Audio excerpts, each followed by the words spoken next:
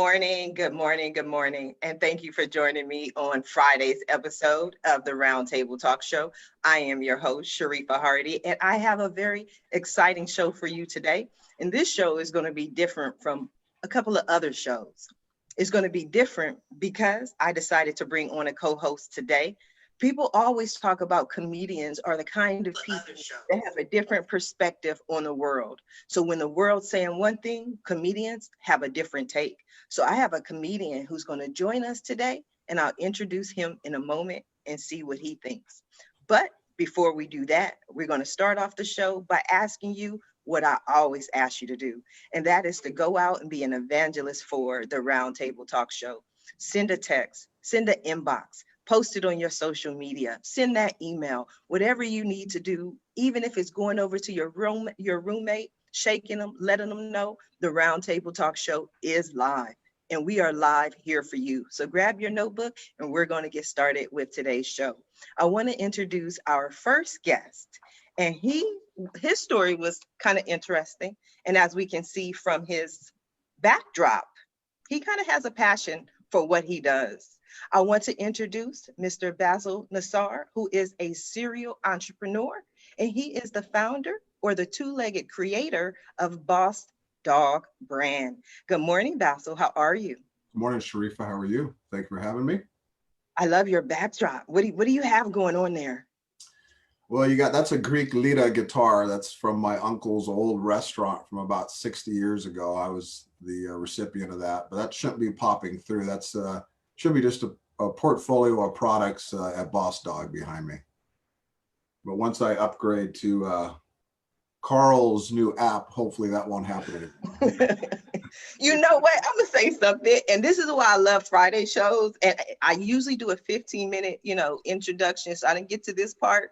But I should have warned you: don't be on a Friday show, because Fridays is like I'm off that chain. I don't even know what I'm gonna ask, but I noticed like everything in the background. You mentioned the guitar. Like I wanted to know about your products. I want to know about Boss Dog. I see the little dogs over there, and they are so adorable. Well, I'll tell you, up about 4 years ago, there were hardly any animals at this house. I think I just had a beta fish. And so it's been a kind of a personal transformation. I have 3 dogs, a cat, 140-pound sulcata tortoise, and we're supposed to be bringing in a peacock in a few weeks. So it's turned kind of into a menagerie of animals. As you said previously, I've been a serial entrepreneur for over 20 years. My last major project was Greek yogurt for humans. And we scaled that to a pretty sizable amount before we got out of it in 2010. And then for about 8 years, I was in the consumer sector and helped the acquiring company build a few other brands, and decided in 2018 I had enough of that, and handpicked 4 or 5 of my top people, and we started Boss Dog brand. One of the things that I've learned, especially when I speak with serial entrepreneurs, they usually tend to have started at a young age. Were you that kid that was out mowing the lawns or had that stand, or was that always something that you've done? I think there's some truth to that. I think I owned my first Kentucky Fried Chicken when I was 23 years old. So I started very early and then just kind of went from there, and found I could do as well, if not better, what the people I was working for were doing. So you kind of have that realization as you go on. But yeah, you're correct. I started very early with the entrepreneurial lifestyle. At 23, what made you decide to open a KFC? Like, how did you even get the idea or the inclination to open it well enough, the resources? It was just I had an operations background. I had already been in a couple of plants, driving forklifts, doing combination mixes for consumer markets, and an opportunity presented itself to take an interest. That was literally the first stepping stone. I can't remember how many years ago it was. I couldn't even walk you through a detail on the whole KFC thing. It's been so long, but since then it's just been working for other entrepreneurs that had national or global brand visioning, and then leveraging that experience to do my own thing. So it was, I think, really in 2002 when I really had stepped out on the ledge and went out completely on my own. And it's a very sobering feeling. You're unemployed for a long time before you're employed. Yes, I know that feeling well. I've been laid off 8 times. So the feeling of being unemployed is one that I know all too well. My dad always said, and what helped me get more in this mode is he said, you have to stop looking at yourself as unemployed. You have to start looking at yourself as self-employed. And that was a mental shift for me that allowed me to step into everything that I'm doing right now. So with Boss Dog brand, tell us about that. Tell us about the products. Yeah, absolutely. So I look for what I commonly refer to as like narrow segment market entries. So I've, done Greek yogurt for 20 something years. I tend to think I know a fair amount about it. So we look for a narrow segment in pet. There was not a lot of people playing in the frozen yogurt space at the time. And we went frozen because if you ever try to feed a dog regular yogurt, it can turn into quite a mess. So that was my entry point. I knew I couldn't build a brand just on treats and supplements alone. So in the last 18 months, we've essentially gone into 8 product segments. So we do everything from froyo to raw goat milk to freeze dried to ancient grain based solutions. We're launching a complete meal line in about 4 weeks. We're coming out with our first tactical line, will be collars and leashes in about 2 weeks. And then you'll see a kibble line with ancient grains in early 2021. The basis and the strategy behind the brand is everything we do is infused with probiotics. So it comes from all of the years that I learned how to infuse dairy concepts and plant-based concepts through unique methods to get survivability. And so that's where we really stand out. Functional pet foods. The pet industry isn't what we remember it as children. It's no longer a kibble and bits world. We're seeing what I commonly refer to as the premiumization of the specialty channel.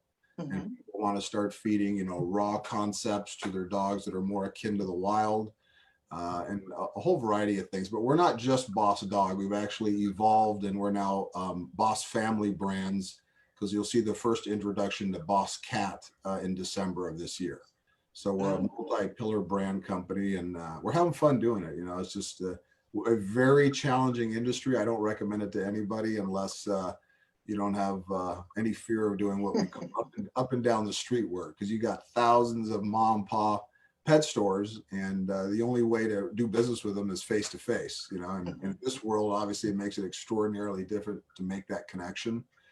So we've taken the brand into specialty channel. We're now slowly moving into e-commerce with discretion, and it's a channel strategy concept. So over the years, you'll see us move into big box and grocery and a whole variety of different places. But that's what we do at Boss Dog. And I think as long as we continue to infuse products with probiotics, we'll have consumer base to support us.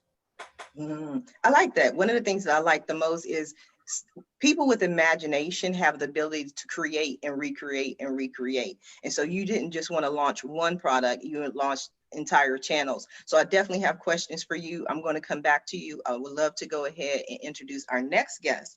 We're talking about products and getting them out there, but also our next guest is a creator. Her focus is on helping writers, teaching them what works. She has a concierge writing firm. I want to introduce the CEO of Vero Press Books, Miss Tanisha Curtis. Good morning, Tanisha. How are you? Good morning. I'm good. Thanks for having me. You are so welcome. Thank you for joining us. So tell us a little bit about Vero Press Books, please. Okay. Well, Vero Press is, just like you said, a concierge firm. So that means that we help independent authors get all the pieces of the book development process completed in a kind of an a la carte way most of the time. So maybe you've already had something developmentally edited, but now you just need copy editing, or you've written a children's book and now you just need an illustrator, or we can do the entire process for you. We've done that a couple of times, especially with children's books, because it tends to be a little bit cheaper. But yeah, we help with everything from ideation to outlining, translation, ghostwriting, the whole shebang. Tanisha, have you seen an increase in authors since this global pandemic? Because I know 2 things happened. There, number one, were more people who said, I got to find some way to get more income. And then there were other people who said, I have nothing to do. I might as well write that book. Exactly. At last calculation, our business went up a little over 400% since March. Ooh, congratulations. Well, thank you. So, I do anticipate that as things start to open up, that's probably going to die down a little bit, but it was still a nice bump, you know. And that's exactly what we're here for. When you're just like, you know what, I've got the time, like, let me go ahead and get this done. We're here. And we even offer book coaching services. So even if a situation where it's like, well, I don't really want you to do it for me, I want to learn how to do it myself, I will just walk you through that process, and kind of hold your hand. So we cover and help new authors in a multitude of ways. Do you have a focus on any specific genre? No, we have, our team is a little over 50 people. And so we have, you know, a nice diverse mix of folks. I myself am a very eclectic reader. So I read books about business, I read mysteries, I read romances, I read, you know, inspirational books. So I'm usually the kind of project manager, or what they call a managing editor for the book. So whatever services you're receiving, you know, I'll delegate it to kind of a specialist, and then I'm overseeing the project just to make sure that the quality is there and you're getting everything that you asked for, so you don't have to bother with it. My goal is always for you to sit back, relax, and we deliver a fantastic product to you at the end of the day without you having to lift a finger. What about people who may be concerned about their ability to market it once the book is complete? Oh, yes, that's understandable. So we help with that based on, you know, what your specific niche is, like, you know, whatever your content is all about. And so that's just part of, you know, it's just included with the services. You get that sort of consultation. Okay, well, you know, now you might want to go ahead, now that we got the cover done, you want to go ahead and start, you know, telling your mailing list, hey, it's coming, here's a sneak peek, that sort of thing, to kind of help them understand, to build up some buzz and really get ready for a nice launch. Now, one of the things that you mentioned is that you also assist with the ideation. So that means that they don't have to come to you with the book complete. But is there anything that you would want people to know, that to keep in mind on what their process would be like, so that they can determine for themselves if they want to step into it? Yeah, no, it's pretty open. You know, I've had books that I've written that have begun with just, you know, something I saw in the park, or like just a piece of a dream that I had or something like that. So don't put any limitations on yourself. Just tell me what the idea is. I'm going to try to help you solidify it and create an outline, and then we can go from there. So we really do have your back. We try to make it as easy as possible so that you do as little work as possible to get your project completed. I'm sold. Like, that last line was sold. Now I want to go write a book, because I love the whole as little work as possible. Y'all see a theme here, right? Like, my theme is, how much work do I have to do? People are always like, sure, if you could do anything, what would you do? I would sleep. Like, that's the real, really, I'll be at night like, dear Lord, one day, can I just sleep all day, or at least to noon? I'm gonna come back to you, but I want to go ahead and introduce our next guest, who might help. Maybe I need to talk to him about some of my issues and my mentality and what I think about, and then maybe I'll want to actually leave the house. I want to introduce Mr. Carl Shallowhorn, president and founder of Shallowhorn Counseling, LLC. He's also an author working on Wellness, a practical guide to mental health. Good morning, Carl. How are you? Hey, Sharifa, how are you today? I'm fine. I love your backdrop. Oh, thank you, thank you. This is actually in my my living room. I was going to say your office. It looks more like a professional office. Well, I'm kidding. I'm kidding. I know, but it looks real. See, you talking to me, Carl. We already said I might have some mental issues, so you're gonna be confused. Well, so you know that. So in all seriousness, we know that mental health is a major issue for folks, and COVID has certainly brought that out. COVID has certainly brought that out, and people that have never experienced these problems before. So one thing that we're coming to realize is that we all need to take care of ourselves, right? And of course, our mental health certainly relates to our physical health. So people are feeling more stressed, more down, fatigued, and that relates to the mental health. And also another thing that I've done, and this relates actually to Tanisha, I published another book in September called Leadership Through the Lens of the 12 Steps. And so that kind of takes the idea of leadership and correlates it to 12 steps of recovery. Yeah. So in that book, I was able to look at each step and each process and each chapter and kind of explore how individuals are able to learn how to become better leaders and how to help them to develop the tools that they need to guide people and influence people. And so that's something that I'm actively interested in. So I'm kind of taking my mental health and addiction background, because I'm an addiction counselor, and translate that into leadership development. And it's interesting how those things correlate, because, you know, Sharifa, we're hearing a lot about leadership these days, right? That's all you hear about is leadership. Right. And so it's interesting timing, and I didn't plan this necessarily to be coming out as it did, but as Tanisha knows, timing is everything, right? So you know, when I published this book in September, I thought, well, this is kind of interesting timing for this conversation about leadership, and to get people to look at it differently and from a kind of a unique approach. And what's funny, Carl, is that that's what my master's degree is in addictions counseling. So Oh, how nice. That's hilarious. Oh man, that's cool. So we need to talk offline Okay. about my next book. Right. My third book. Awesome. What would you like people to know about this book, Carl? Well, you know, it's interesting. So I've developed it as a tool for coaching. So one of the things I'm getting into is leadership development coaching and life coaching, but I've also developed a program to go along with it, a mastermind program. So it's a course that people can go through in a cohort. So either an organization can bring it on, or an individual can join in a way that they learn from each other. I've done this, did it actually this morning with a group. And the interesting thing is that you get people from different backgrounds, different perspectives, and we learn from each other. And this actually comes from my own personal lived experience in long-term recovery from addiction. I've been a member of a 12-step program for 32 years. And one thing I've learned is that we share with each other, we identify with each other, we learn from each other, like I said. And sometimes, like the saying goes, you take what you need, you leave the rest behind. So right. In the program, what we do is we allow people to have the opportunity to bring their issues they're dealing with to the group, and then work through them in a way that they learn and can take something away that will help them in their role as a leader, or even an aspiring leader. So this is not just for people in as we know, leadership positions, for anyone who wants to grow to be that person and that leader they want to be. I have so many questions today. This is fun. This is cool. I'm going to be right back to you, Carl. I'm going to introduce our next guest.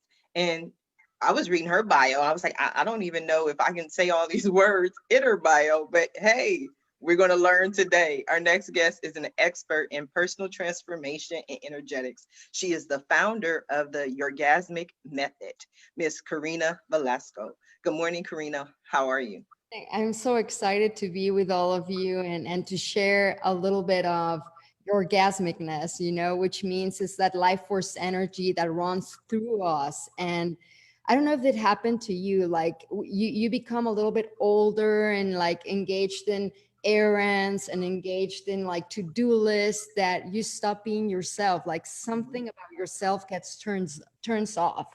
Right. So it's basically like teach you how to switch that life force energy and become creative, like become more empowered, like remind yourself of that young girl or that young man you were, full of dreams, full of hopes, with motivation, with passion, dreaming, being creative. Like sometimes the to-do list like allows us to get so engaged in what is right instead of what it's really me, what it's an expression of myself.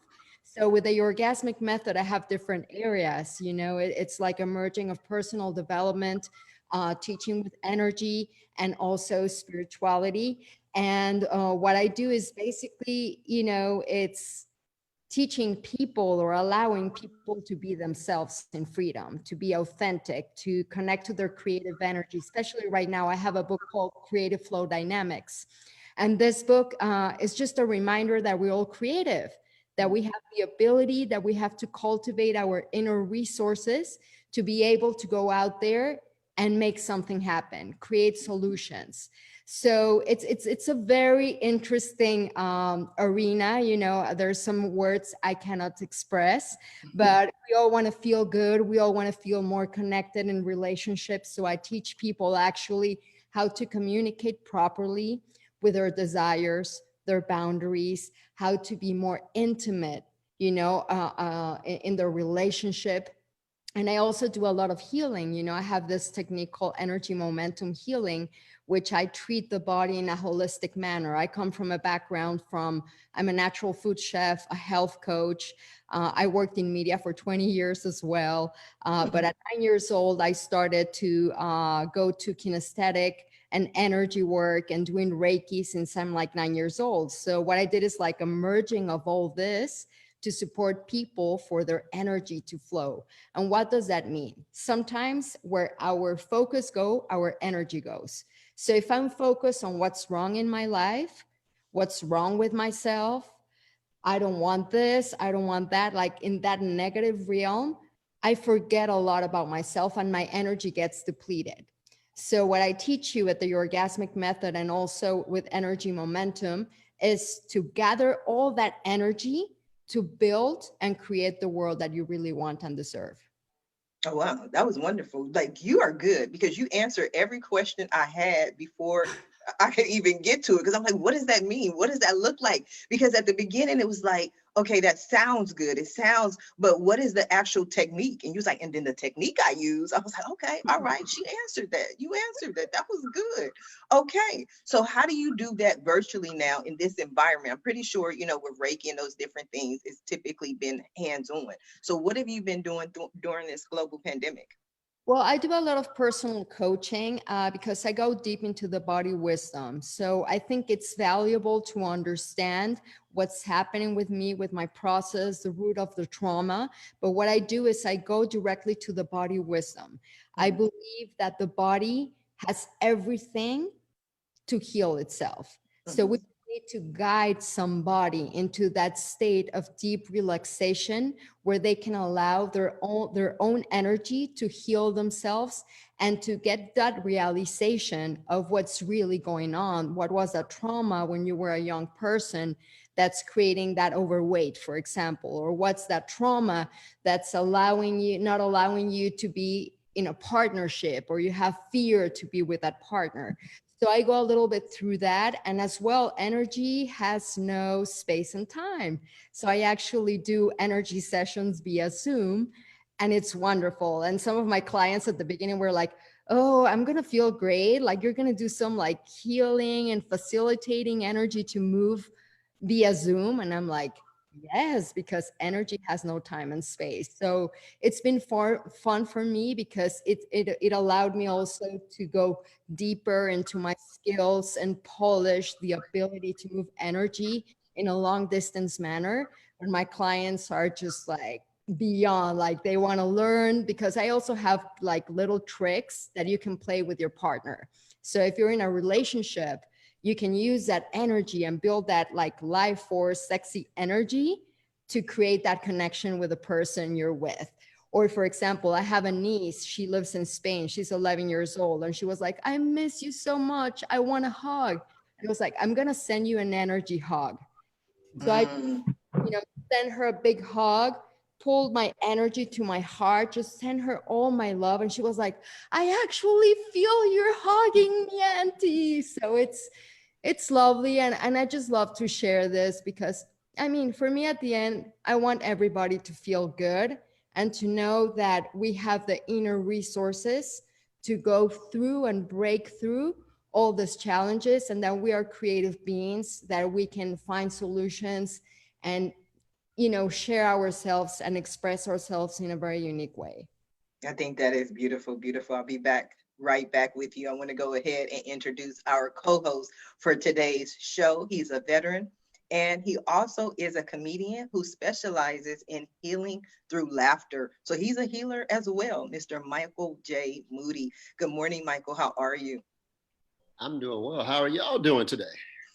I'm excited. We done introduced all the guests. Tell us about yourself. Okay, well, name's Michaal Moody. Go by MJ Moody. That's my middle initial. I'm not going to tell you what that J is. You got to figure it out. Come to the show. You'll figure it out. Got into Michael comedy. got jokes. I think it's jokes. What's that? I think it's jokes. I wish it was jokes. I wish it was jokes. It's not jokes. It's actually, I'll tell you guys. We're family now, I'll tell you. It's actually Jackson, Michael Jackson. I had to grow up with the middle name Jackson. Really? Yeah. Okay. You know how irritating that was to grow up with that? And that when I was graduating from high school, nobody knew this name. So I made sure I lined out Jackson because I didn't want Michael Jackson to be said because that's going to take all the attention. And sure enough, they was like graduating with honors, Michael Jackson, and they paused. Everybody looked up and they said, Moody. Oh, just him.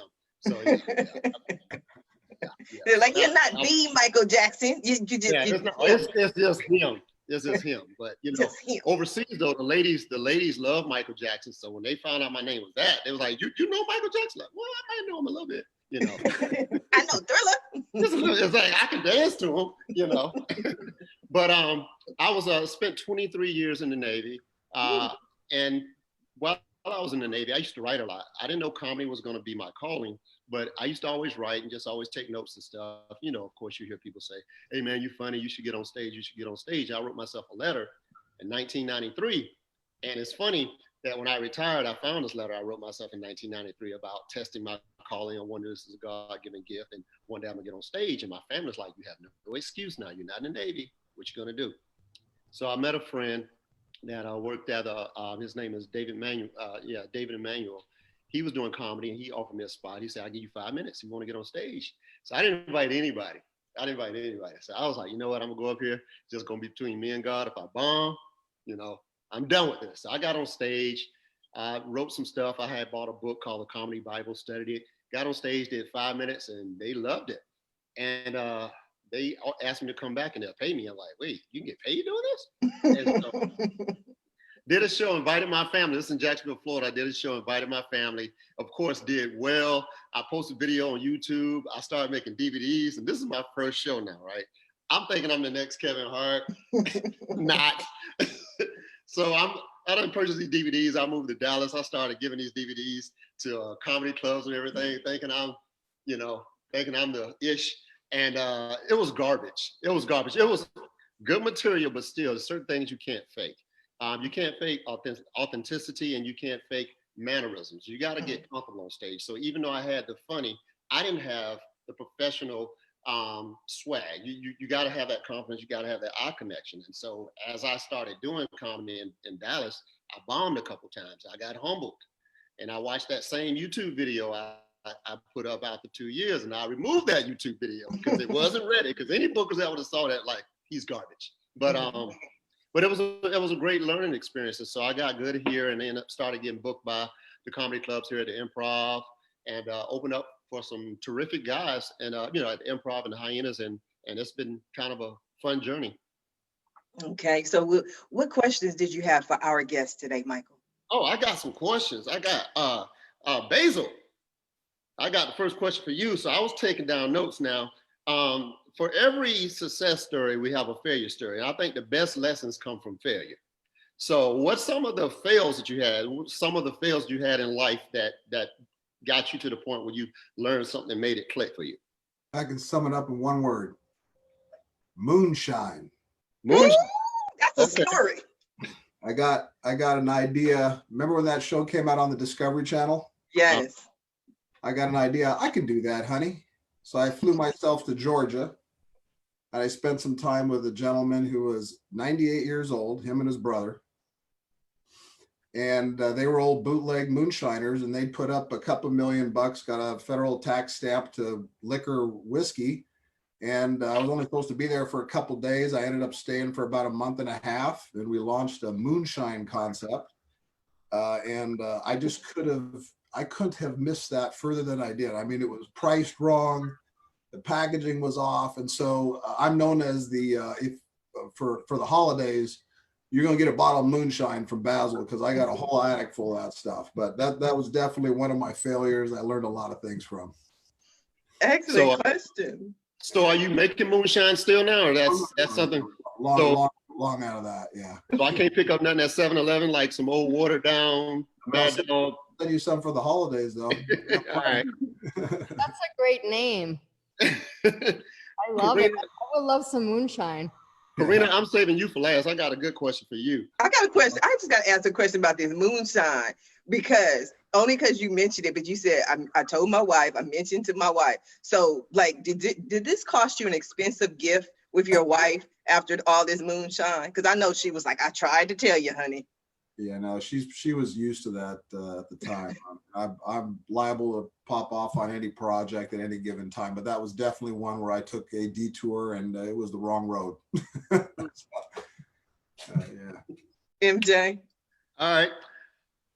Make sure I say your name right. Tanisha? Did I say that right? Bolo? Oh, is she on mute? Can you hear me? It's Tanisha, right? Yes, Tanisha. Tanisha, can you hear me? Curtis, are you with us, Tanisha? Okay, yeah. I don't know. Y'all just blanked out for a second. Uh-oh. Okay, Right. I can hear you now. Okay. Now your face is still paused, but okay, I see you now. Now I got a question for you. So with your book writing and editing, and you seem very helpful and very, very in tune and stuff. Have you ever got somebody that gave you some stuff that you had to work on, but you knew it was garbage, but you didn't know how to tell them it was garbage? So you're in charge of editing this book. How do you handle that situation? Well, I submitted you a book, and you know it's gonna get probably one sale, probably from their mama. Their mama, the only one that's gonna buy that book. And you know it's garbage. How do you handle that situation? The title will ruin your reputation, Tanisha. Okay, so first of all, that is my job to make it not garbage. So that's kind of on me. And pretty much no matter what you hand an editor, they can turn it into something that has value for the reader. So no, I haven't run into a situation where I was like, no, get this away from me. I can't do nothing with this. You know what I mean?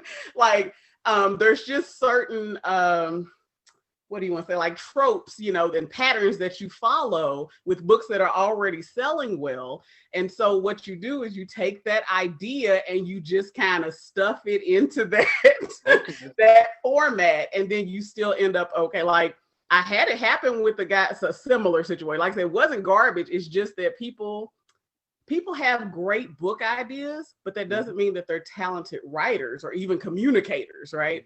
So it was like he handed me a mass of thoughts, which is great. Fix it. No, what happened? We lost Tanisha again. This is the most interesting. Tanisha, can you hear me? She's still going too. I don't know. Ask your next question, MJ. What is teach me? And it didn't take. It took maybe 2 or 3 months, and we got there, and it was fine. And it came out really good, and he was proud of it. I was proud of it. It was totally fine. So it can be work, but again, if you're hiring a professional, that's their job. You know what I mean? That's totally the point. Give your editor a turd to polish, right? Gotcha. Yeah, what was so hilarious though? What was so hilarious, Tanisha, was that when you were speaking and you said, this guy gave me something and it wasn't garbage, and so I'm thinking, like, I hope this guy's not watching this show because he's going to recognize it. And then all of a sudden, it was like the show was bleeped out. It was like, bleep, bleep, bleep, bleep. I was like, they didn't want that. That's karma. That's karma. MJ, ask your next question. Okay, all right. This next one is for you, Mr. Carl, Mr. Mental Health Expert. So I've been in therapy for about 4 years, and I'm loving it. I have a great counselor. She keeps it real. But I remember one time I was talking to her about an issue, and as I'm talking to her, it was video, she seemed to like doze off. I'm serious. I'm like, am I boring this woman? And then I said something and she kind of like, and repeated something I said to her like 30 minutes ago. She's like, yeah, but what that got to do with you leaving the house? I'm like, I'm on subject number 5. Wow. So what I'm going to ask you, Carl, do mental health experts have bad days where you just like, I'm really not listening to helpful right now. You budgeting your checkbook. You just really not in tune to what they're saying. Be honest with me. Yeah, so counselors, therapists, clinicians, psychiatrists, psychologists, we're people too. Okay. We have bad days. We have sleepless nights. We have our own issues. Yeah. Right. And I'm being real. So, but that's interesting you say that because I've heard of that before. I've heard of those things before. And I've worked as a clinician. I've worked as a counselor, and I've had days where they're maybe not my best day. But you know what though? That's not a good practice. If someone is, you know, doing that on a regular basis, or if your therapist is doing it regularly, maybe you need to find a new therapist. Yeah. Because obviously they're not taking care of themselves. And I'm a full believer in self-care. So I need to bring my A game. You know, Tanisha, you know this from your background. I need to, when I'm meeting with someone, I need to be present. I need to be attentive. And for me to help you, I need to be alert and aware. And so for that person to be dozing off, yeah, that maybe happened at one time. I get it, but that shouldn't be a regular thing. So, and actually, and you can call them out on it. I do. What I learned to do now when I'm talking, I just clap every 5 minutes. I'm like, so what happened was, and then I just clap every now and then. That kind of get her. Lord, oh my goodness. When I realized they were people, is I have a really good friend, and this is honest to God truth. She watches my show every day, so I hope she's not watching this show. But we went to high school together, and I love her, and we hang out. We really close. Not one of those Facebook friends you ain't seen since high school, but we are close. And she is a therapist, and some of the stuff she does, I'm like, you a therapist? Like, are you a therapist? Like, you know what I mean? Like all her issues. Sorry. Yep. No, but like I said, you know, we're people too. We're people too, Right. and that's the thing too. So I'll just say real quickly, and Michael, I'll turn it back over to you. But when we were with our friends and our family, you know, like anybody else, you get it raw, right? And of course, unfiltered. And certainly this is a time when, you know, and then certainly, let me say, I didn't share personal information about, you know, people I work with, clients, whatever, but you can still be yourself. And sometimes you just gotta let that guard down. Now, I'm obviously not in a professional situation, but when you're around your friends, like you said, so like your friend Sharifa, that's a good thing that she can be that way around you. No, it's not, because it's not about her being that way around me. It's like, I know her issues, you know what I mean? Like, I know the things she's done. I know how drunk she gets on certain nights. I know. Well, that's a different story. That's a different story. Relationships That's she a different has. story. I'm like, you advising me? I have the same type. I have a same type friend. I'm like, my counselor needs a counselor. Right. So I'm like, I hope these people not listening to you. You gonna smoke that right now? Right. Is it exactly? Well, many therapists have therapists. I'll just leave it at that. Yeah. Okay. All right. Makes sense. Next. Okay. Next. Thank you, Carl. I hope you didn't take offense to my question. Nope, not a bit. All right. Okay. Next is Karina. The title of your book had me for a loop. That book's gonna sell because you say orgasmic, and I think everybody's mind goes to that line of thinking. So when you say orgasmic, is that the climax of your book? Y'all see what I did? Play with words on that. Let's call that cerebral comedy. So does it include that type of stuff in there, like self-care and all that other stuff? I heard you kind of talk over it.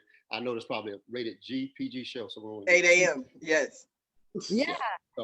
No, I mean, but it's definitely like that life that we have inside of us, you know, and we forget we have that light, which is like that passion, that motivation, that thing that like allows us to wake up in the morning and look ourselves in the mirror and says like, I'm gonna go out there and like rule the world, you know. So it's that energy that is within us. What I discover is that we can also transform and heal with pleasure, not only with suffering, not only, you know, like with a lot of effort, like no pain, no gain. No, I believe that with pleasure, we can actually heal and transform and gain insights.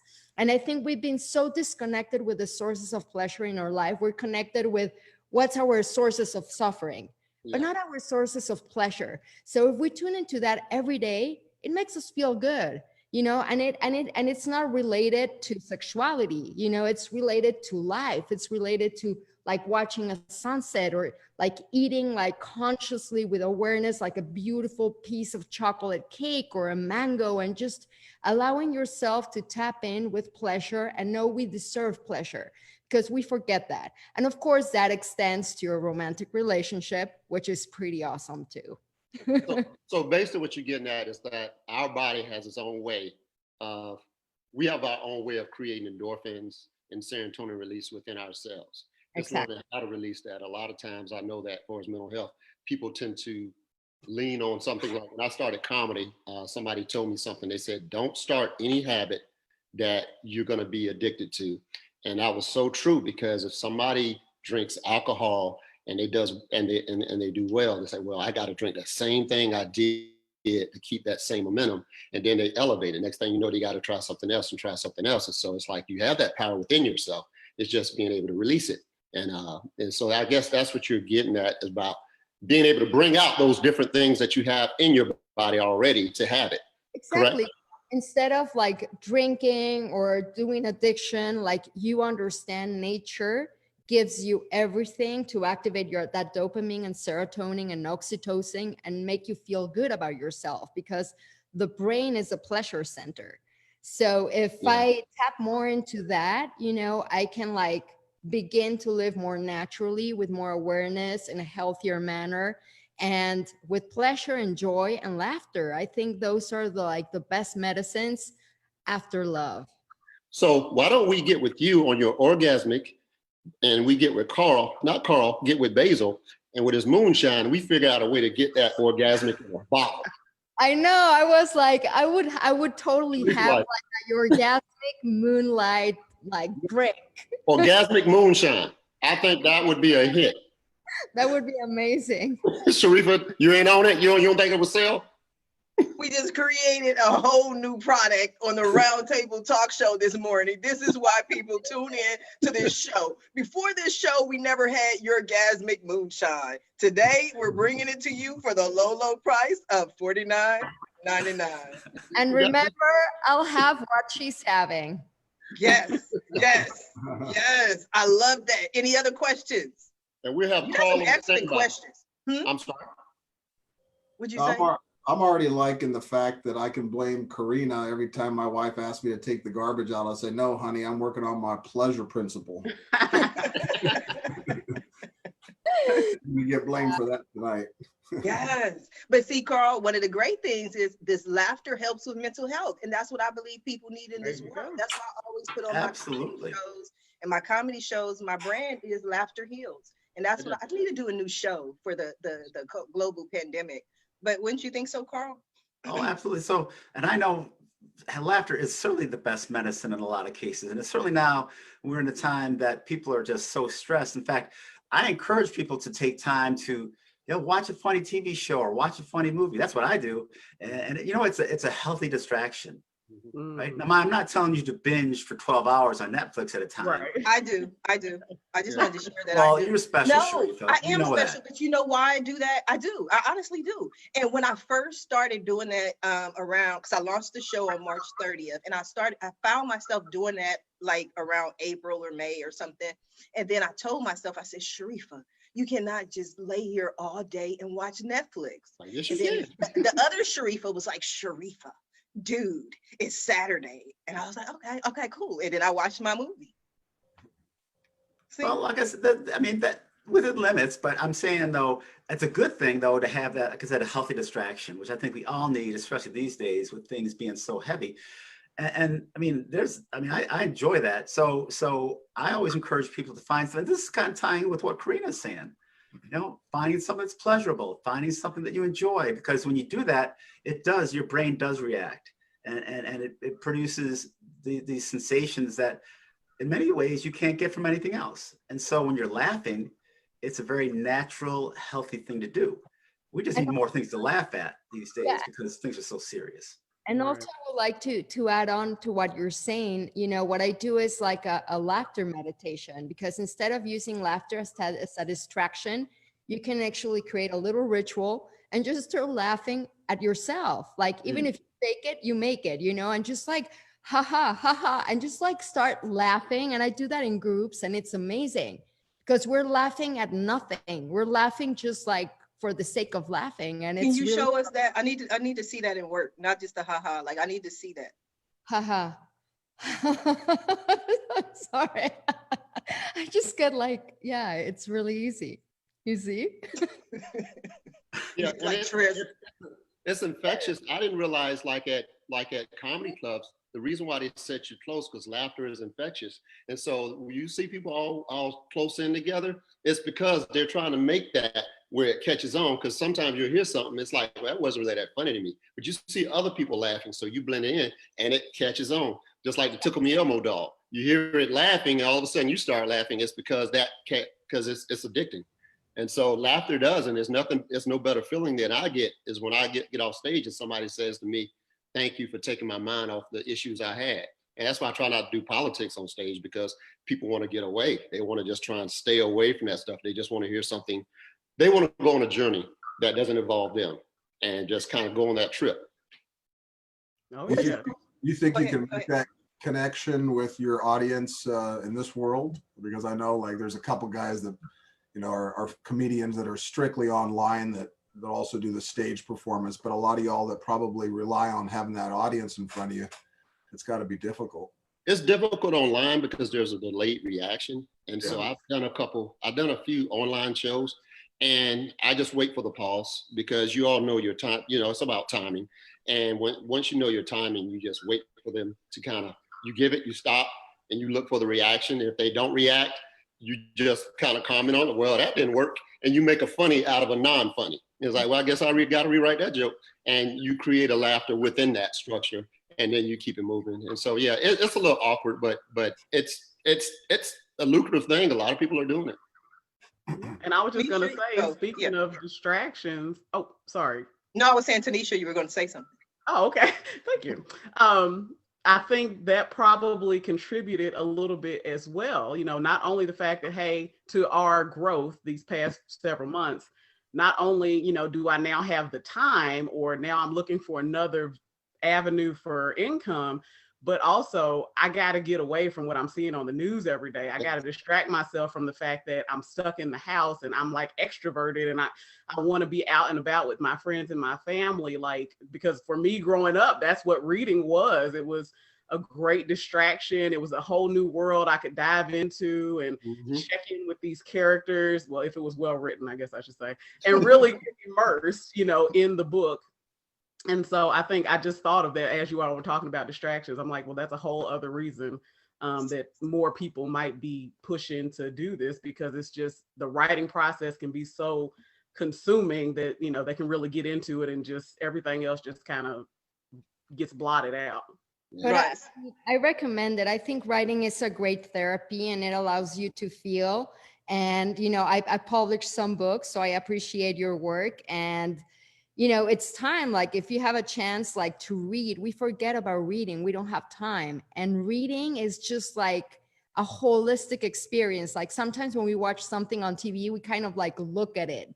But when we read, it's kind of like you're there, like you're one of the characters. Like that's the beauty about reading. So for me, reading is also therapeutical, where I feel like nervous or anxious, like to go there and read a good book and just like let your imagination flow.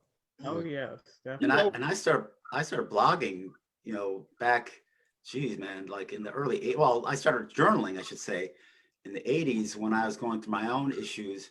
And then as time went on, I started blogging, you know, probably about 2006, 2007, and that evolved. I blogged for a couple of publications, and then, you know, it evolved. In fact, I blog still right now through my church denomination. We have a blog called The Journey. It's the United Church of Christ, and it's all mental health related, and it's related to spirituality and all that.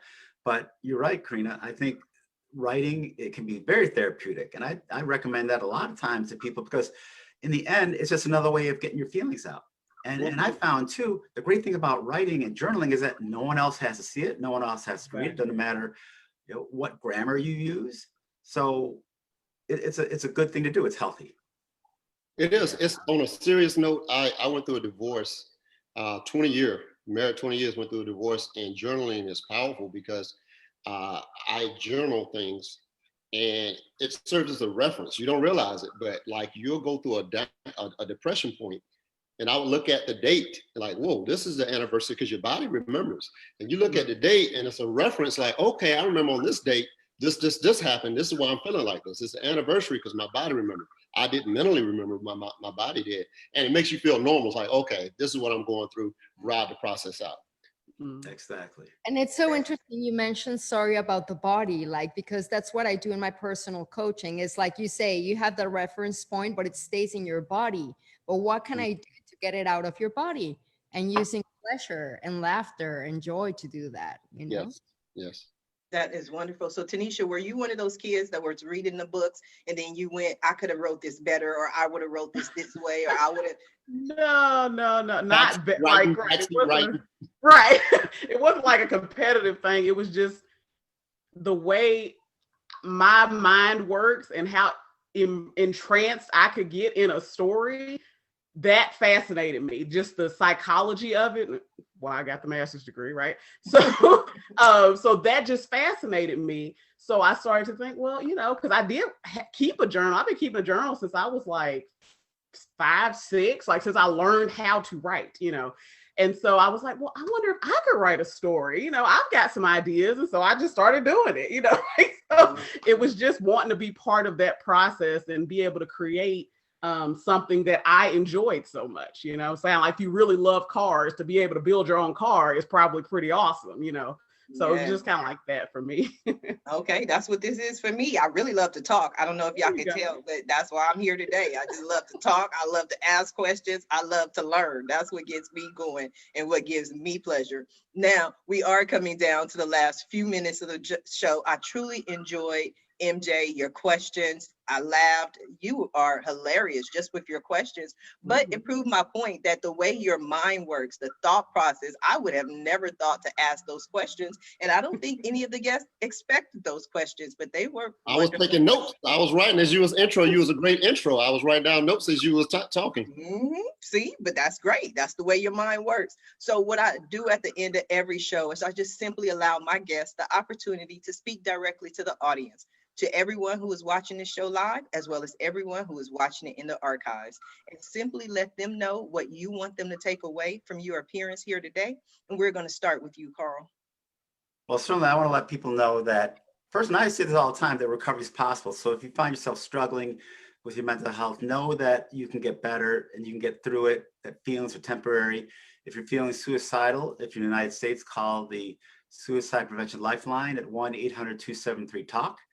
And on a different note, you can follow me on LinkedIn. You can go to my website at shallowhornconsulting.com, and my books are available on Amazon. So just go to Amazon, put my name in the search engine, and you'll find my books. And I encourage you to do that because I think, like I said, my approach to leadership is pretty interesting and unique. And I think if you're looking to improve your life like that, I can help. Yes. Tanisha, what do you have for us? Yeah, I just want to let people know, yes, you know, if you want to write a book, it's something that you've been thinking about for a while, whether it's your personal life story, fiction, or we have a lot of business owners who want to write a book that they may even give away for free as part of their marketing. We can help you with all of that. And it starts as low as $100, just depending on the project. So please get in touch. I got my little, all right, bolopressbooks.com. Give us a call. We're at Bolo Press Books, and we'll try to help you out as quickly and cheaply as we can. You will help them out. We don't try. I'm sorry, my apologies. We'll yes, help ma'am. them out. Yes. Karina, what do you have for us?